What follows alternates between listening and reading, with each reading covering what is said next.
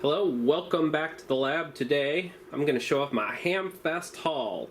If you don't know what a Hamfest is, no, it doesn't have anything to do with ham or bacon, unfortunately. What it has to do with is ham radio. What happens is these amateur radio operators, they get together, they do contests, they have like presentations, testing for getting your license, your amateur radio license. And the part that interests me a lot, which is the electronic flea market. So this is the haul I got this year. I also got a nice multimeter too. Should show that. I got a nice Fluke 79 here. And man, this thing is like in super duper good shape. Works perfectly.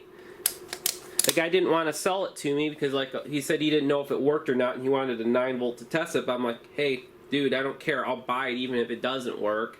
He's like, no, I gotta test it. So finally, after asking him like 4 times over the course of about 15 minutes if he'd sell it to me, he's like, okay, yeah, I guess I'll sell it to you. So now I have it. So that is a pretty awesome meter, and I like it because it's in awesome shape. The switch sounds really clicky and works really nice, and all the ranges work on it. I've been using it for a while. It does need new probes, but those are cheap. I'll pick a new set of those up and they'll be like brand new. So then the other thing I got was this big box of fun. So I got like some connectors, some little like weird sheen pin sockets, some 10-pin headers, the kind I use on the FPGA stuff actually, some female headers, those are always useful, some interesting rotary switches. I think these were 25 cents. So there's like a little thing you can stick a screwdriver in, and it has 16 positions, so that's nice. Then I got a roll of Kapton tape because I've been needing this and it's hard to come by, so someone was selling Kapton tape, so I was like, sure. And I got some shrouded connectors, some 68705 microcontrollers. I don't know if there's anything on them, but we will find out. And there's some sockets in there too for whatever reason. Some more headers, and then a little flip top adapter for SOIC to dip, so that'll be nice. I need to dump some SOIC or SOIC ROMs in EEPROM, so this will be perfect for that.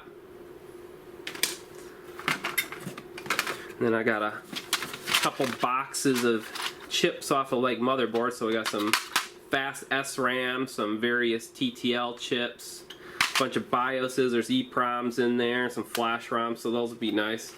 A D780, that's a Z80, and a 8237, and just some other good fun stuff, so I'll dump these and see if there's anything useful on them. And then the fun stuff.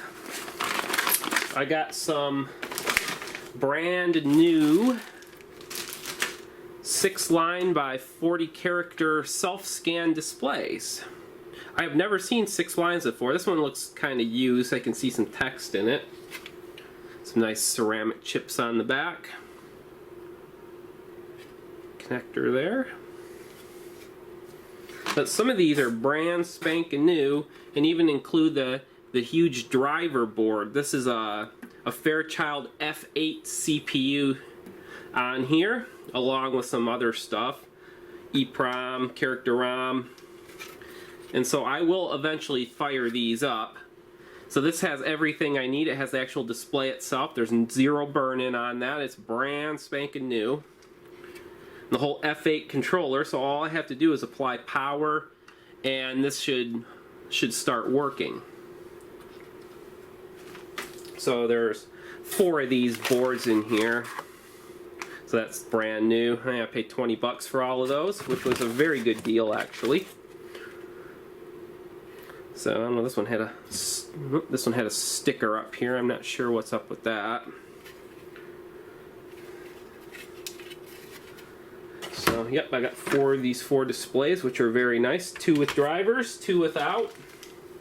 But the ones without drivers, the boards were in the box. So I got a extra main board here for the display. You can kind of see those connectors that they use. They're just like a pressure connector, and this one's kind of beat up.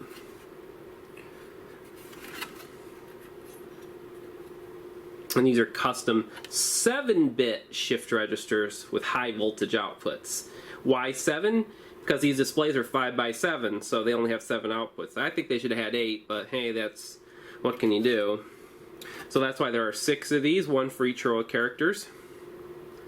And then just some TTL. I've actually reverse engineered the 12-line version of this product, so I can actually fire this up and use it, so that's not a big problem. Signals and power go in here. It looks like this one has a separate power. I think that's, yeah, it does. Some of them, the power comes in on the data connector, so there's like 250 volts, and if you can see, one of the pins is like really far away from the others, and that's because that's negative 250 volts usually. But I think this is 5 volts and ground here, so the high voltage comes in here on the signal cable. 5 volts comes in on this other cable, which is kind of funny, but that's kind of what they do.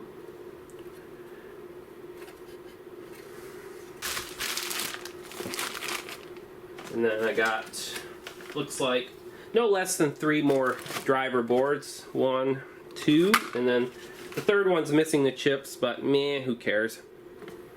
I've dumped the other one before, so I wouldn't be surprised if the code's the same, actually. Oh, and I actually have a 4th, so I have another, so I have no less than 6 of these. This one has a nice ceramic character ROM on there. I do believe I have a dump of this ROM, but I will dump it again, and I'll dump this EEPROM also. Probably not going to find a whole lot in there, and it's got some Intel 2114 1K x4 SRAMs.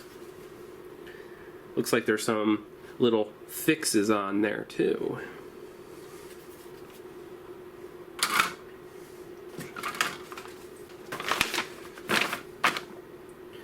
And then this is the power supply for that.